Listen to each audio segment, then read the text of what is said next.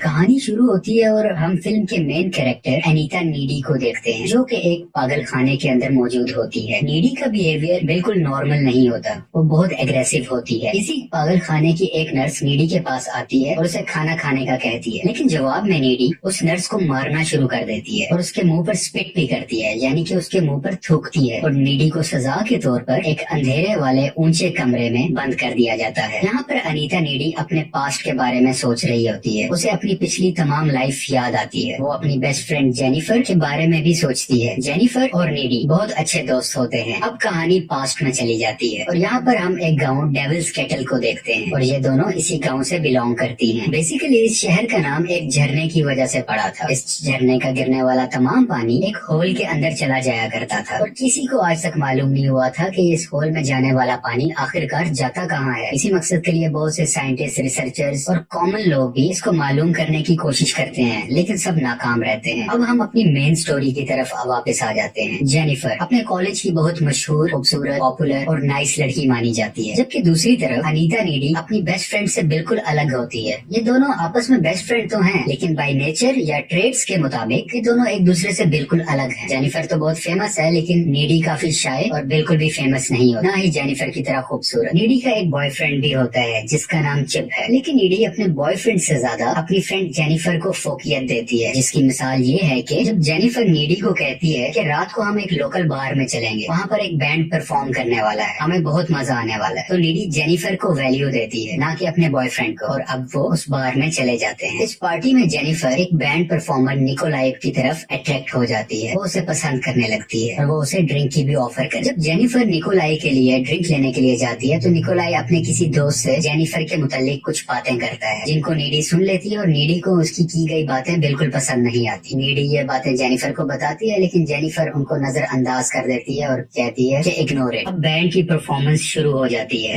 लेकिन उसी वक्त शॉर्ट सर्किट होने की वजह से इस हॉल में आग लग जाती है और आहिस्ता आहिस्ता ये आग बहुत ज्यादा फैलने लगती है और यहाँ पर सब लोग काफी मुश्किल से अपनी जान बचाते हैं। नीडी भी जेनिफर को टॉयलेट की विंडो तोड़कर बाहर की तरफ भाग आती है और पूरे हॉल में, पूरे बार में काफी ज्यादा आग लग चुकी है। लोग चीख रहे होते हैं। अब सब बाहर आ चुके होते हैं। बैंड मेंबर निकोलाई जेनिफर को कहता है कि तुम हमारे साथ चलो, हम बहुत एंजॉय करेंगे, और उसे वो वैन में जाने का कहता है। नीडी जेनिफर को बहुत रोकती है कि तुम मत जाओ, लेकिन जेनिफर का दिल होता है उनके साथ जाने में और जेनिफर निकोलाई और उसके दोस्तों के साथ वैन में बैठकर चली जाती है और नीडी पीछे अकेली रह जाती है और वो जेनिफर को यहाँ से अकेले जाते देख रही होती है और ये दुख उसके चेहरे पर साफ नजर आ रहा है। अब नीडी परेशानी की हालत में वापस अपने घर आ जाती है और यहाँ पर वो अपने बॉयफ्रेंड चिप को कॉल करती है और इस वाकये के बारे में सब कुछ उसे बताती है। वो उसे बताती है कि जेनिफर उन लोगों के साथ चलेगी है, मुझे डर है कि कहीं वो उसको कुछ नुकसान ना पहुंचा दे। ये जेनिफर के रेप होने का डर भी अपने बॉयफ्रेंड को बताती है। अभी फोन पर बात हो ही रही होती है कि इसके घर के बाहर एक बेल होती है। ये बाहर जाकर देखती है, लेकिन वहाँ ऐसे कोई नजर नहीं आता। अब जब डोर के बाहर कोई नहीं होता तो वो वापस अंदर आने लगती है, लेकिन अंदर आते हुए उसे घर के अंदर से कुछ आवाजें सुनाई देती हैं और वो जैसे ही डरते हुए अंदर आती है तो सामने देखती है कि जेनिफर बैठी हुई है, जो कि बहुत जख्मी हालत में है। उसके चेहरे पर खून लगा हुआ है और यहाँ पर जेनिफर एक अजीब क्रीपी किस्म की स्माइल देती है, जिसे देखकर नीडी परेशान हो जाती है। इसके अलावा जेनिफर इस घर का फ्रिज ओपन करती है और यहाँ से कच्चा चिकन निकालकर उसको भी खाने लग जाती है। जेनिफर यहाँ पर एक डरा देने वाले तरीके से चीखती है, चिल्लाती है और इसके अलावा उल्टियाँ भी करती है, जो कि काले रंग की होती है। जेनिफर इसको डराने के बाद यहाँ से चली जाती है। अब अगला दिन आ जाता है। नीडी कल रात हुए वाकये के बारे में सब कुछ सोच रही होती है और बहुत परेशान होती है। जेनिफर के लिए भी बहुत परेशान होती है। यहाँ पर जेनिफर आ जाती है, जो कि बिल्कुल नॉर्मल लग रही होती है। कल रात जेनिफर की हालत तो बहुत खराब थी, लेकिन आज सुबह वो पहले से ज्यादा एक्टिव, एनर्जेटिक और बोल्ड लग रही होती है। अब ये दोनों अपनी क्लासरूम में मौजूद होते हैं। यहाँ पर इनके टीचर कल रात बार में मरने वाले लोगों पर अफसोस कर रहे होते हैं, दुख कर रहे होते हैं। तो जेनिफर उसको देख के हंस रही होती है और अपने टीचर का मजाक बनाती है। जेनिफर के अंदर बहुत सी चेंजेस आ चुकी होती हैं, जो कि नीडी इन सब चेंजेस को देखकर बहुत परेशान होती है और बहुत ज्यादा कंफ्यूज होती है। नीडी अपने बॉयफ्रेंड चिप को भी ये सारी बातें बताती है। वो इसे ये भी बताती है कि कल रात जेनिफर उसके घर आई थी और उसका बिहेवियर बहुत अजीब था, जैसे कि जेनिफर के अंदर कोई चीज आ चुकी थी और वो जेनिफर बिल्कुल नहीं लग रही थी और वो बहुत वियर्ड बिहेव कर रही है। और अब कहानी में कुछ ट्विस्ट आने वाले हैं। जेनिफर अपने कॉलेज की फुटबॉल टीम के कैप्टन से मिलती है, जो कि बहुत दुखी था क्योंकि कल रात हुए एक्सीडेंट में इसके कुछ दोस्त मर चुके होते हैं। जेनिफर उसको बहलाती है और स्कूल के